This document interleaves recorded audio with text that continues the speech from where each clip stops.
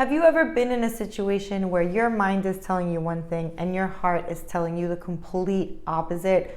Whether or not it's a bad idea, we can discuss later. But I don't know about you, but for me, that's one of the most excruciating feelings to have, when my mind and my heart completely disagree and I'm stuck. And as a perfectionist, recovering, whatever you want to call it, I love to get down to the nitty-gritty and find the best solution to the problem. And when I'm in this conflict of not knowing if to go with what my heart or my brain says, then it just exponentiates the amount of time that it takes for me to find the solution.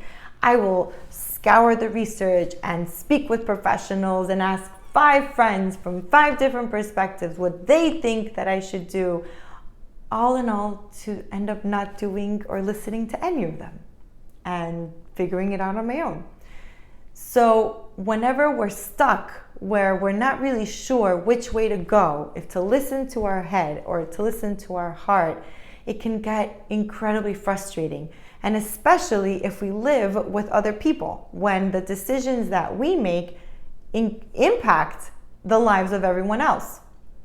To an extent, obviously. Some things might be of smaller degree, whereas others can become completely life-changing. HeartMath from the HeartMath Institute has taught me that we can actually get to the bottom of it without indirectly looking for solutions outside of us, and instead connecting what we think to what we feel. Research shows and science proves that our heart has its own nervous system. It has approximately 40,000 neurons within it that sends more messages up to our brain than our brain does to our heart. That means that whenever we're feeling something, it's not to be disregarded because it's just how we feel, but it's actually something to be taken into consideration and used as important information as it would be something that we think about with our thoughts. When we learn to meditate, it's not just about quieting the mind and getting to a Zen space. It's what I used to think in the beginning. But if anything, it's about connecting and creating coherence between what we think and what we feel. It's about harnessing our own self-awareness and our own empowerment to be able to come up with solutions to problems, from small ones to macro ones, on our own.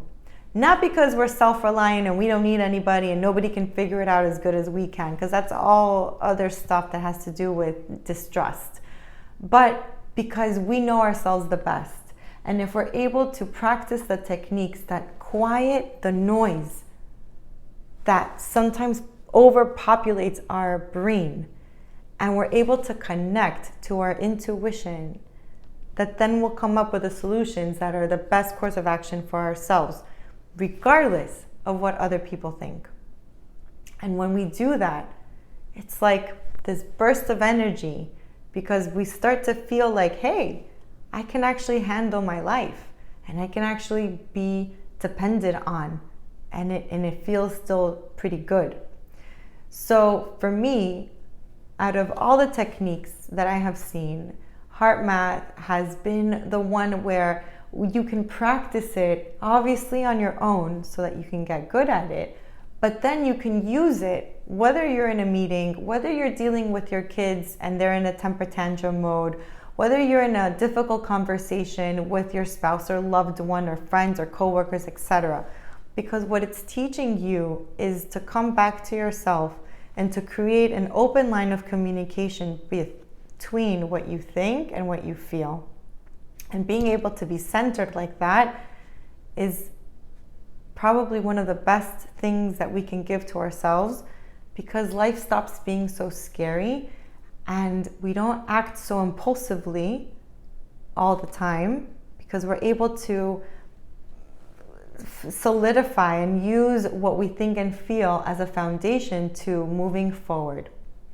So I want to leave you with that and mention that for me, when I combine meditation and mindfulness with insight work of therapy, it's been a game changer, not just for my own life and the life of the people around me, but also for my clients.